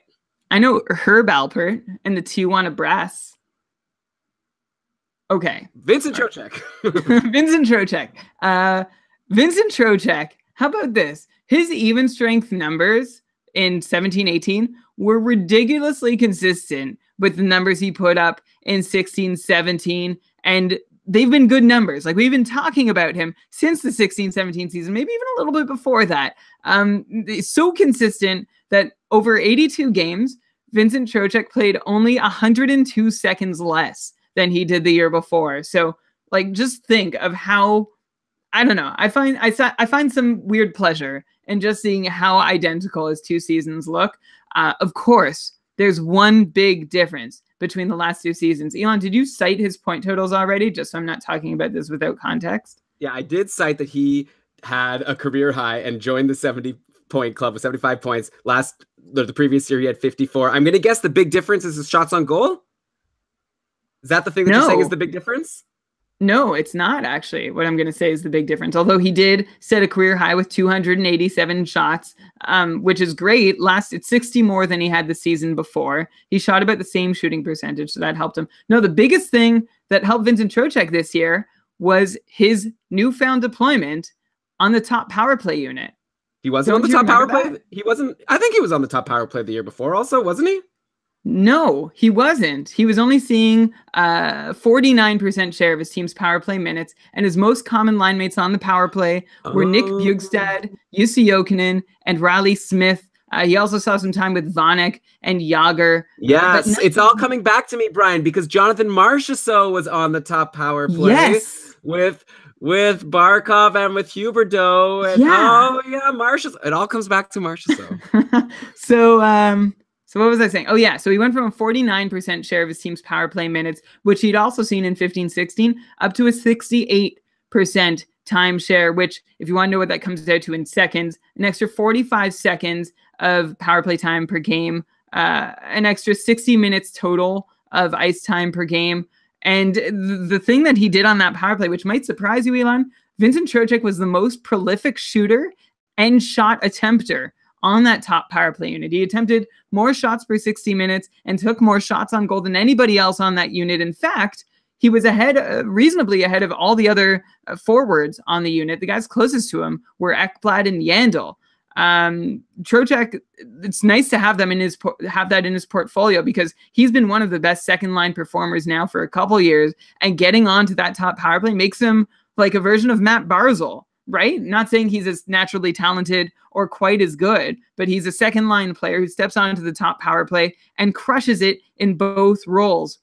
Something nice about Trocheck, which is actually the same about Barkov, is that he had half his recent shooting percentages at even strength. So you could have probably added a couple more points onto his totals. And as we said, Trocheck still has room to grow. He's not about to decline, not dropping off. He'll be 25 for the next season. So I see him as, if he can hold down this top power play deployment, he's got a great shot at hitting 70 again. Yeah, and I don't see why he won't, right? Like, now that Marchessault's not in the picture, you've got Barkov, Huberdeau, Dadonov, Trocheck, and a defenseman. I don't see why Florida's going to go 2D. I don't expect, like, Dennis Malgin or someone to take that spot. Like, I guess it's obviously possible, and we'll see what happens, but I wonder if someone else gets bumped before Trocheck after the amazing year he had. Yeah, so you're concerned with anyone on Florida, except I'm going to go ahead and say Barkov is essentially immune because he's good enough to not have to care. Is that Florida does not seem to know exactly what they're doing these days, or to know what they're doing and not care at all. So, like, if their ability to build a team impacts how Trocheck is deployed or what's happening around him, that could work against him. But I think he's probably good enough. And like Florida, in terms of just the roles he'll be asked to play, things will be stable enough around him for that to work. I don't know what they're going to do on the power play, though. Remember how Radim Verbata was on Florida last year? That didn't work out too well. And also, do you remember that Frank Vetrano got traded to them at the end of the year? He's someone that we used to think was going to make an impact on Boston. I wonder if maybe Vetrano could be someone who could make an impact at some point. Actually, I do recall that one of our patrons suggested that this guy Henrik Borgstrom might be a potential Calder candidate next year. So I wonder if he could I wouldn't be concerned about Trocheck being bumped by someone like Henrik Borgstrom. Maybe it could help, add some more depth to the team. We'll see. We'll see. Sure.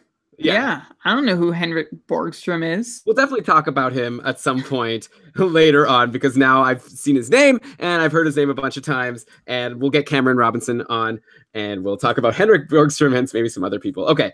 I want to talk about the next player now is Sean Couturier. Another player who came out of nowhere. He's, I guess, like a Josh Bailey type, right? Like, no one going into the season expected Sean Couturier to come anywhere close to 70 points. He was insane right from the start. As soon as he got on the top line with Giroux and with, I guess it wasn't connecting at first. It was like Giroux and Voracek, I think, at the start of the season with Couturier. But anyway, and then like things got even better for him partway through. I'm talking about Couturier because he got on the top power play at some point, and then like the rest was gangbusters. He ends the season with 76 points in 82 games. Was like amazing, like reliable all the way through. His previous high was 39 points. Like Couturier never even came close. And also like Couturier is a guy like Barkov who had been injured a lot in the previous 2 years. So he's another guy that finally was able to play a full season. Last year was, I guess, pretty healthy overall, at least for the players that we had seen as being concerns for being able to stay healthy in terms of like really valuable guys in fantasy. Couturier was healthy. I'm not too worried about that for him moving forward. I'm assuming he's going to stay on the top line. It worked so well for them. They moved Giroux to the wing. Why would they move Giroux back now when Couturier was so good? I don't know. I just feel like Couturier is probably there to stay. I guess that's my take right now. I know, Brian, you don't like me giving my takes too quickly, but I love your takes. Okay, I wish you would give your takes before you even ask the questions. Okay, the next player, I'm going to say my take before I even say the player's name. I love that. Okay, so what's your take on Couturier, though, right? Yeah, is he going to stay in the 70-point club? I'm thinking yes. For as long as Giroux is around and great, at least, and Voracek, like at some point, it might be tough for Couturier if all these older players on Philly start to decline. But for now, I feel like he's in a really great spot, and I don't see any reason to be afraid of him getting bumped. I guess you could say Nolan Patrick's going to bump him, but just like it worked out so well. Like, and he's always been a really good player. Like I hear on other podcasts that look into, like the underlying numbers, and Couturier has always been one of those really great two-way players, like really reliable defensively, and they never really gave him a chance to produce offensively. Like I feel like the reason why he got all these points is not because all of a sudden he had some hidden talent that no one knew about, or I guess that is what it is, right? Like it's just that he finally got deployed in an offensive way and he showed what he can do. I guess similar to someone like Marchessault or William Karlsson. And yeah, I'm really high on Sean Couturier. Like all season long, it seemed like I just really regretted having dropped him early. Like I remember I picked him up as a free agent early on in the season, the Cupful, keeping Karlsson Ultimate Patron Fantasy League, and then I dropped him like 2 games later, and then obviously I never had a chance to get him again. But I won, so who cares? Congratulations on winning. Now nobody cares about anything that happened in that league, except you. You still care. I'm actually wearing my shirt that I earned by winning the league right For now. anybody listening, Elon is standing up so the camera can see that part of his shirt that proves that he's wearing said shirt. Winners of the Cupful got a special Keeping Karlsson shirt where Karlsson's hair is made of gold. It's very fancy. It's very elite. So you said a couple things, Elon, in talking about Sean Couturier, where you said where you're taking them as sort of givens, where I'm saying I'm not sure it's a given. The first thing is that you mentioned how he had a huge boost in deployment, and that's true. He had an extra 3 minutes of ice game over the year before, an extra 1.5 minutes of those coming on the power play, and he got an upgrade to playing with Claude Giroux and Travis Konechny rather than rookie Konechny and Jacob Voracek, or even Dale Weiss and Braden Shen in 16-17. Whether this deployment stays, though, Elon, I would like to think it will. It seems reasonable to think it will. The biggest thing working against Couturier is that he's a really great hockey player. I'm almost fearful that he gets a bit of a Paul Stastny edit, where he's so good. As soon as you said he's a really great player, is your concern? I knew the name Paul Stastny was coming. He's so useful as both an offensive and defensive player that if they need Couturier to helm another line, if they're only getting production, like if they want to spread out the offense or spread out the defense, he is going to be one of the guys, one of the tools that they want to use, who gets moved away from being deployed with the best offensive players to try and create some sort of secondary scoring / shutdown line. So that's the concern that he has to face in terms of deployment. In terms of actually scoring, if he continues to get the same deployment, he had a super high, like I've mentioned a lot of high on ice shooting percentages on this show. His was over 11%, which is like stupid high. It does not get much higher than that. And the concerning piece is that Couturier's rate stats didn't actually rise over last year. So on one hand, you can say, well, some of the percentages were friendly and that's what makes it scary. But it also just makes sense that he got better because he held the same amount of rate stats in more minutes to make magic happen. And of course, more power play minutes to make magic happen. I'm going back and forth between what was good and what was bad about his season last year. But now I'll touch on what you said about Giroux. Elon, like you said, as long as he keeps playing with Giroux, who's probably going to have another great season next year, I'm not there. I have long boosted Claude Giroux, especially over the last 2 years before this one, where it was not nice for anyone who owned him. He was leaving him hanging. Don't forget, in 16-17, 58 points. The year before, 67 points, which is pretty good, but it was his lowest total since his sophomore season, where he had 47 points back in 2009, 2010. And I had long gone on and saying, Claude Giroux is better than this. Like, don't worry, 67 points in 78 games. He's still a point per game guy. 58 points in 82 games. Don't worry, he's going to bounce back. Because he had low shooting percentages, we went really deep into it for like 2 years about Giroux and Voracek. Anyway, even me just waiting for Giroux to rebound and regain his form, did not expect him to be setting a career high in his age 30 season. Not only was it a career high with 101 points, it was a career points per game high well, actually just barely, but definitely the high watermark. He has 2 seasons where he's scoring about 1.25 points per game. The next highest mark was just over 1 point per game. And then, of course, the rest are lower. He had a crazy high shooting percentage. He had an 18% shooting percentage, which is also a career high. So I don't know that he can quite keep up 101 point pace in 82 games. I'll still give him 75 or 80. Like, I still think he's a really great player, but that will adversely affect Sean Couturier's numbers, especially if it sort of sends the team, not tail spinning, but it sends coaching staff grasping at straws to try, what's wrong with Claude Giroux, and trying to like shift the lineup, blend things all the time, try to get him going, quote unquote, when it really just might be that Claude Giroux is going to be turning 31 in January. He's another year older.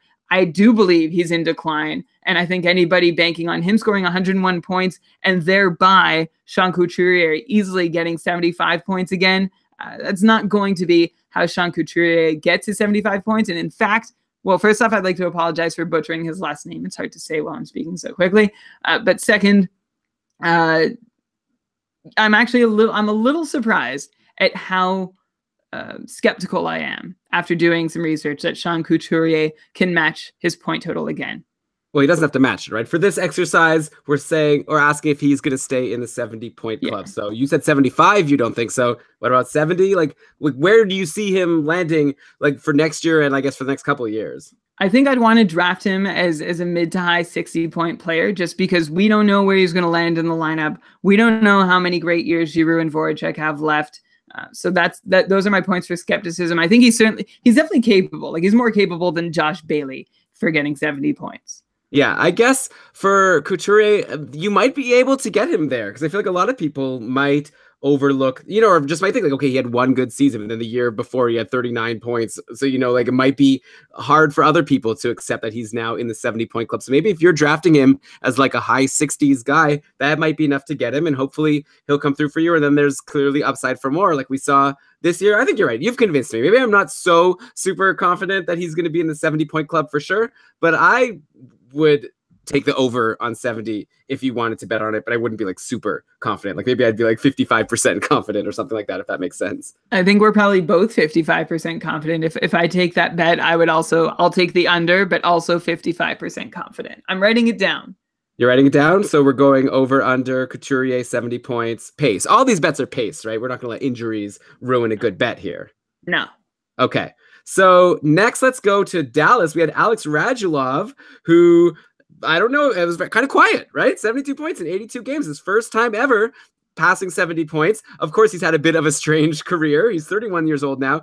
He had 54 points last year with the Canadiens when he first came from the KHL. And then his next highest season was 58 points with Nashville way back in 2007 and 2008. And of course, all those years in between, he was playing in Russia, came back a couple of years ago, 54 with Montreal, like I said, now 72 points last year. And now we go into next year. He spent a lot of the year playing with Ben and Seguin. Of course, Dallas did their Dallas thing, and they mixed the lines up a whole bunch all throughout the year. But at least on the power play, Radulov was out there with the two superstars, and also at even strength a lot of the time. Radulov was with like at least one of them, if not sometimes both of them. So I don't really have a reason to expect them to change things next year. I mean, I guess one reason to expect them to change things next year is that they sucked and they didn't make the playoffs again. Maybe they might want to shake things up. I don't know what other options they really have. Yeah. So I feel like Radulov should be able to, at least have really good deployment. That said, he's also, like you said about Giroux, being in his early 30s. So is Radulov. So, he just barely got 72 last year. When you look at his numbers, was that like a sustainable pace, or do you see any reason to expect him to not be able to do it again?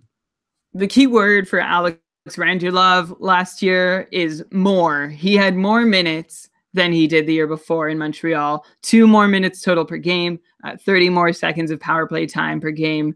He had more shots, compare 217 shots on goal with Dallas to 147 shots with Montreal.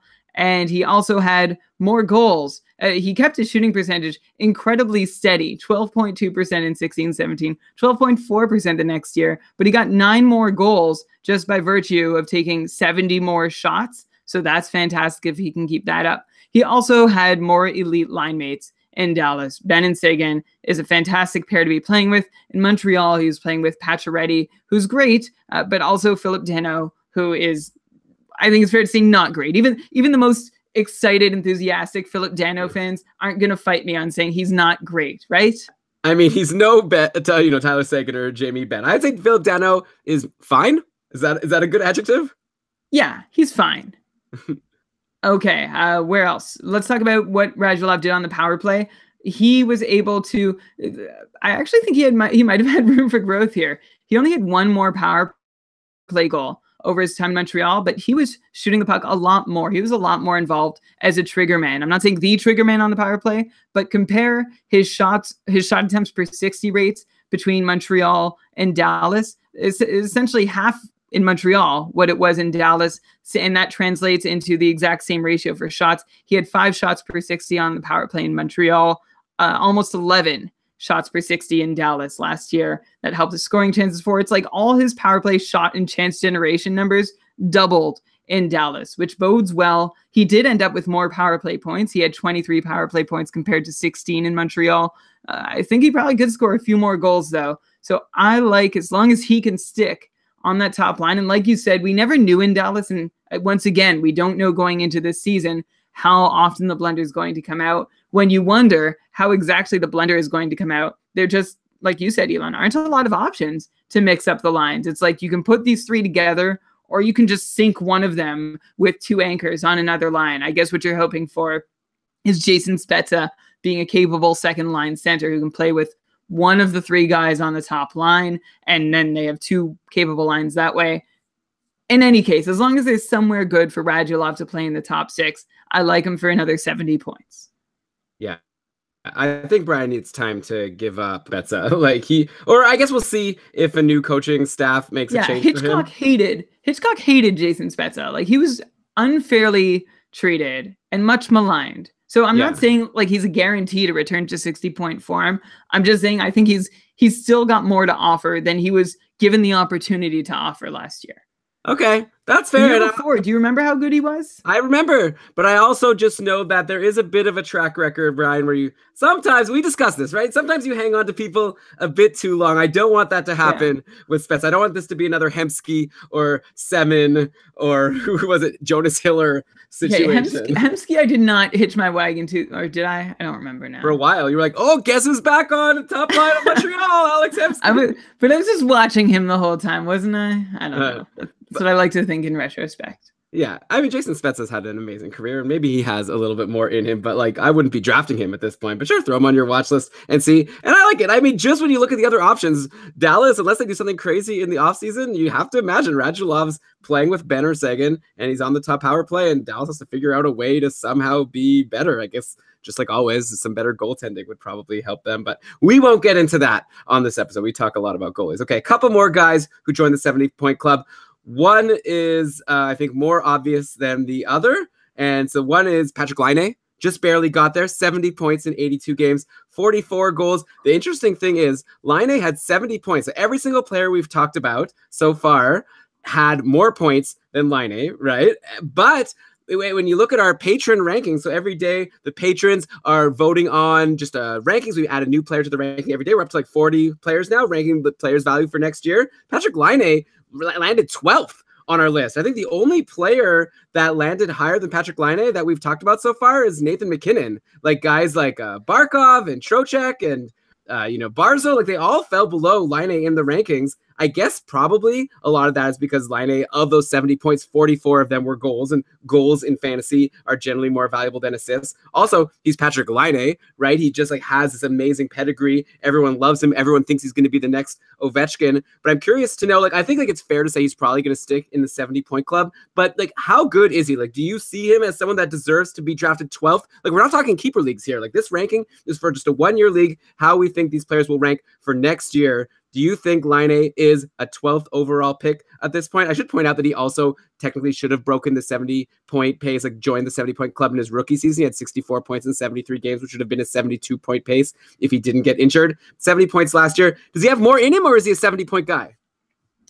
He's got more in him. The one thing you're looking for in Patrick Laine's numbers year over year, being as young as he is, being still a developing player, is growth.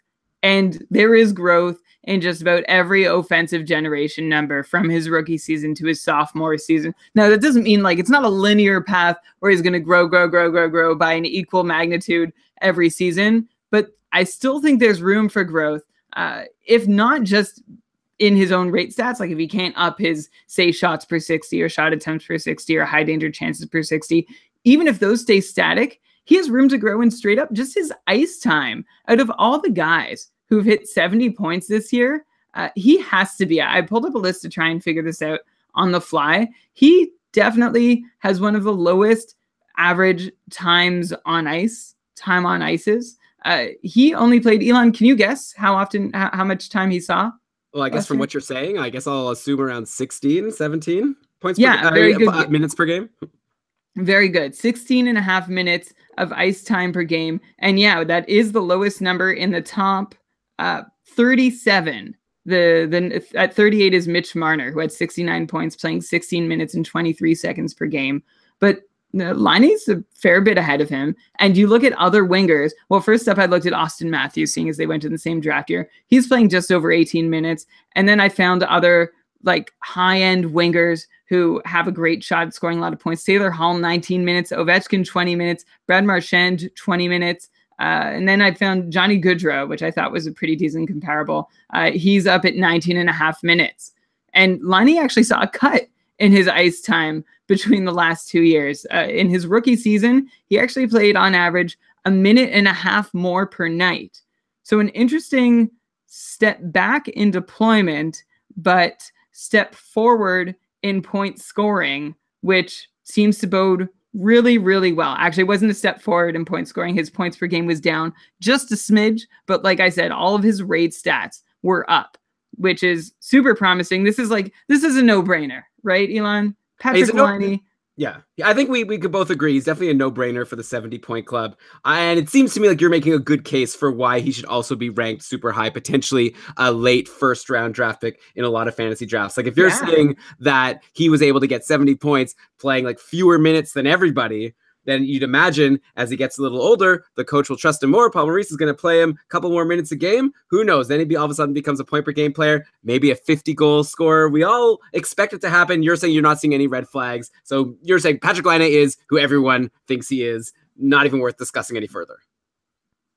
So if you can just hit the timer for a sec, I'm just going to look one thing up. Please and thank you. Done. Thanks for everyone for waiting while I look this up. Brad the Liquor Marchand. Nice emoji. I didn't even know that emoji existed. He should put that on his jersey. Well, he said he's done instead of his name. He's done with that now. Oh yeah? He said it. I don't know. It was just I think he just did it. He thought it was funny. Sometimes people just do things because it's fun, and then everyone loses their shit. It's kind of funny to see. By the way, Brian, can I say, like, watching hockey broadcasts drives me so crazy. They talk about. I was watching the post-game show for a little. I just didn't turn it off yesterday after the game was over. Then I was sort of like tuned out, and then all of a sudden, like, I hear them talking, and it's just like, oh, what was the like this? I can't remember. Like maybe they were talking about Beagle like assisting on the goal that made it 3-1. Just like the things they were saying were so boring and nothing. And it was just like, what are you talking about? Even like, who's listening to this? They need to get someone new, get someone excited. Also, is there a rule that you have to be at least 50 years old in order to talk about NHL hockey? Like, everyone playing is in their 20s. Like, can you get one person who's not an old man to talk about this stuff? No, you have to pay your dues to get to that guest. Is there anyone with brown hair? You sit there and you say nothing for as long as you can. It's like, how am I going to fill time this intermission? I want to see someone with brown hair and not white hair talking about hockey in the next game that I watch. That's what I'd like. Well, Elliot Friedman and Nick Kyprios and Kel, they all have brown hair. Okay, I guess I was just thinking of the team that was talking at the end of the last game. Okay, anyways. Okay, I'm starting the timer again. And red hair, black hair. Sure. Okay. It was a joke. Okay. It was stupid. Blonde hair. It's not on the show. So I just said, is Laine just as good as everyone thinks he is? Like, not even worth discussing any further. And of course, Elon, the stat that will attest to Patrick Laine doing more with less is goals per 60 minutes. His goal scoring is his forte. And he's right up there. 6th in the league in goals per 60 minutes. 5 spots back of the league leader, William Karlsson. And for some reason, you have different opinions about these guys. Well, maybe not for some reason. Maybe William Karlsson will change your mind next year. Okay, last player who joined the 70-point club. I know we are running. Okay. Yeah. Last player to join the 70-point club. Someone who I know for sure. Elon? Yes. I interrupted you. Okay. Last player to join the 70-point club last season that we haven't talked about yet is someone who I know for sure you did not expect him to be joining this club, because after he got traded from Philly to St. Louis, you were saying that you don't see any reason for Brayden Schenn to improve on his previous career high of 59 points. And boy, did he prove you wrong, because just like Patrick Laine, he just barely edged his way into the 70-point club. He had 70 points in 82 games. Of course, a lot of those points came early in the season when he was playing on the line with Jaden Schwartz and Vladimir Tarasenko, and then Schwartz got injured, and then things got a little bit weird. But Schenn was still a pretty reliable guy, and especially in a league that counts hits, by the way, he was super reliable, and he landed with 70 points. Why were we so wrong? I recall so many discussions where we saw Dauber predicted that Schenn was going to beat 70, and we were like, we like Dauber a lot, but I don't know what he's doing with this projection, and we had all these reasons to think that there's no way he's going to be able to be better than like maybe a 60-point guy at best, and then he made us look dumb. What's the reason? How did this happen? Well, that's me not knowing how it happened, that long pause. I actually reached out to Dauber and asked him on Twitter, like, is this how you thought that Brayden Schenn would get his 70 points? Like, were you, like, of course you were right in your projection here, but did it happen the way you thought it would? Or did it happen in another way? Like, why do you think he got to 70 points? And of course, I only asked him this like 58 minutes before our episode started, so I can't blame him for not having gotten back to us, but we'll retweet or share on the next show. I'm looking for reasons. The one that jumps out to me is that he set a career high in shots on goal. Like, so he's with 210, that only got him like 3 more goals though than the year before, and 2 more goals than the year before that. So it didn't put him into any new goal scoring territory. He did, like, the bigger deal was that he set a career high in assists with 42 over the last 2 years. His number were in Philadelphia, his numbers were 30 and 33. No extra production on the power play. In fact, he had his lowest production year on the power play out of the last 3 seasons with 19 points compared to 28 points in 16-17. And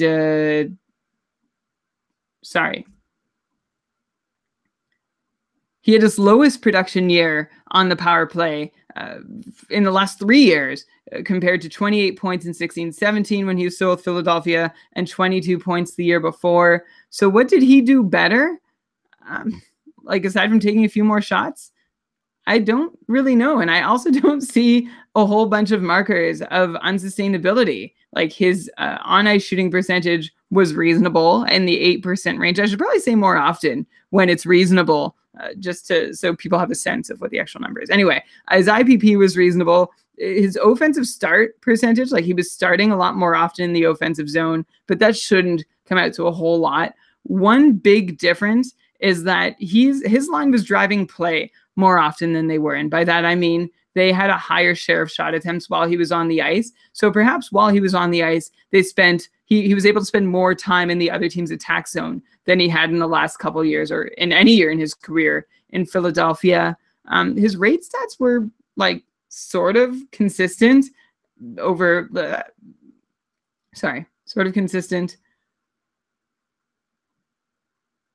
with his career numbers. Like, they weren't any new heights. Of course, the year before in Philadelphia was not a good one.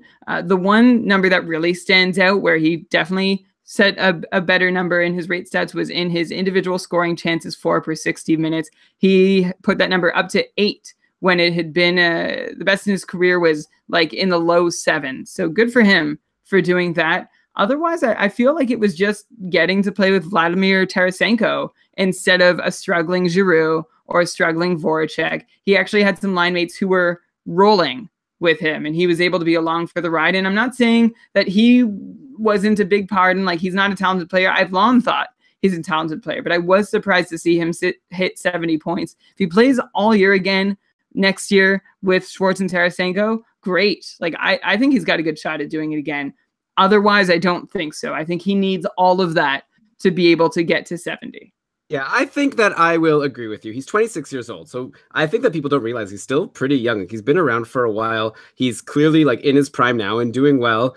That said, there's reasons to like look on both sides. First of all, if you look at his splits, before the All-Star game, he had 50 points in 51 games. And a lot of that came in November, 19 points in 12 games in November. He also had 11 points in 13 games in October. So for the first 2 months of the season, he was like well above a point per game. If you look at his production after the All-Star game, it falls to 20 points in 31 games, which wouldn't bring him anywhere close to the 70-point club. It would make him like, fantasy relevant, but not too special. But a lot of that has to do with Jaden Schwartz being injured. And we talked about Vladimir Vladimir Tarasenko before and how he was affected by that. So it's just so hard to make projections for next year because now Schwartz will be healthy. So you'd think maybe the good times could keep rolling. And obviously they were probably unsustainable for that stretch. But at the same time, if they could have a healthy line that sticks together the whole way, maybe throw in Fabry. I don't know. I mentioned him before. I don't know if Fabry's maybe over and I should get over him. But like, a little more depth over there in St. Louis. I don't know. Could they re-sign Paul Stastny? Hopefully they could get someone in free agency to replace Paul Stastny, who's gone.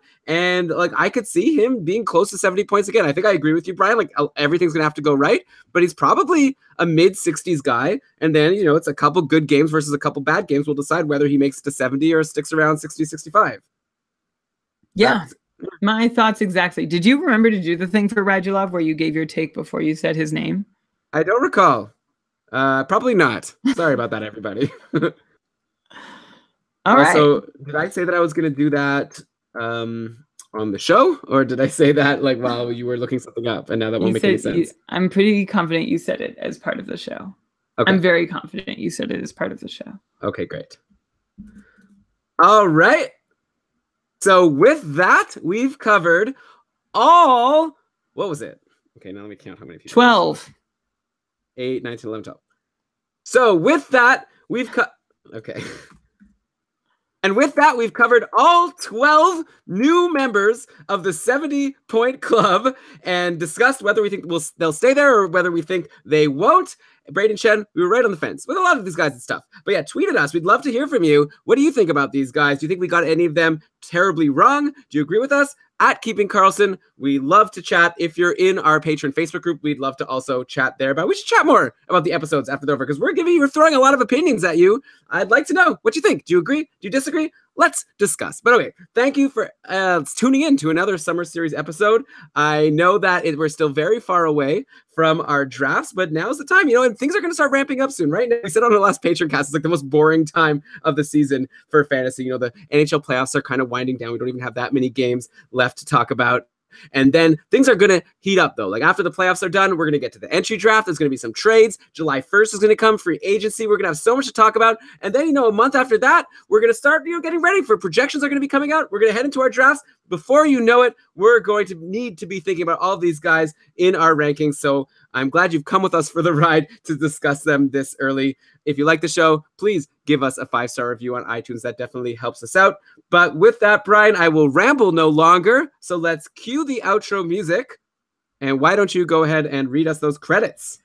All right. This episode of the Keeping Karlsson Hockey podcast was presented by Dauber Hockey and supported by our patrons. It was researched with help from Dauber Hockey, Frozen Pool, Dauber Prospects, Corsica, Natural Stat Trick, Charting Hockey, HockeyGoalies.org, Hockey Reference, Hockey Viz, Hockey Database, Lead Prospects, Roto World, and Fantrax. Great job as always, Brian. I'm looking forward to talking to you again in a couple of weeks. By then, we'll know who's going to win the Stanley Cup. Quick, who's your pick? I'm taking Washington. Washington. No, I won't say it. I'm done betting against Vegas. Like since February, I've never said a bad word about them since then, and I'm just going to continue doing that until I'm sure it's safe. So you're picking Vegas. Or you're saying you just refuse to choose? I'm not picking Vegas. Okay. We'll see. Talk to you guys then. And thanks again for listening. Bye. Until then, keep on keeping Karlsson. Great sign-off catchphrase. I love it. Bye. Okay. Brian, I have a hot take for you. Okay? Uh-huh. I know you're like super tired right now. I'm going to give you my hot take. I actually think, even though you're tired, I think that the content that you like, I think that it was, but maybe it's just because I don't know what, maybe this is just me and I'll have to re-listen. I have a feeling it was like more, I really think like the better part of the episode was the last part. Huh. I feel like the stuff you were saying about those other guys was like really interesting, even though you didn't do your big prep. Thanks. So I don't know what that says about it. Like, cause I feel like sometimes this is like, obviously not like, this is good, but like, I feel like sometimes when you get into like reading what you prepped, then it's like a really long spiel, which is good. I hear that. But maybe it's like harder for people to follow. But I feel like you go like for shorter and we kind of go back and forth more. I wonder if that's like more fun to listen to. I guess I'd be curious to know what people think. But I'm also like, I definitely feel. What happened to your sound right now, by the way? Oh, I accidentally unplugged my microphone. Okay. And now when I plug it back in, it's not being recognized. Okay. No big deal. Yeah. I feel like when I do it, like when I put in more time to prepare, like I have a better chance of finding a trend like that isn't apparent on the surface. I see. Like the stuff I found about Marchessault and I can't remember like specifically though. There were some things where it took me like like a bit of time of like digging and thinking to arrive at a point that like I don't have that luxury with just picking it up as I go. Yeah, so like there's probably pros and cons. Also, one thing I think that would be worth it to try for you, I don't know if you're able to make this happen. I would recommend like doing your prep, but like leaving yourself like at least a half hour between when you're done your prep and the show, so you're not already going into the show tired from having just done like a couple hours of prep. Like, I'm feeling I felt pretty fresh tonight. I think like definitely once we hit the like 60-70 minute mark, it's like it's a lot. Yeah. Regardless of whether I prep before or not. Yeah, we should have just taken out the Vegas part. We should have just not even talked about Vegas because we talked. I thought it was good. Hopefully. Well, you just went. I was actually really annoyed at you at that point. Oh, we're still video recording, by the way. But yeah, like I was like trying to jump in. There, people are gonna hear when they listen to the episode of me going, "Yeah, no, and you're just like blah blah. Gotta talk more about William Karlsson. My bad. Maybe it probably comes off well. People probably just would rather hear you anyways. Because I wanted to also make a comment about your apples and guavas. You said all this stuff that I wanted to like respond to. You like said like is there another fruit? But then you didn't let me come up with my fruit. I thought I paused, and then I paused and I didn't hear anything from you. So I thought it fell flat. Oh no, Ryan had like a suggestion in the chat. Goji. I was gonna read what he suggested. Goji berries. Acai and goji. Right. Why, by the way, did it have to be a goal thing? Apples and oh, because goals and assists, of course. That was a stupid question. All right. Okay, let's end the show here. Thanks to everyone. So Dave is saying Vegas in 6 or 7. I'm gonna take Washington in 6. I think I'm taking the high road. You're not taking anything. Okay. Bye everyone. I'm taking no road. Bye Dave. Thanks for joining us.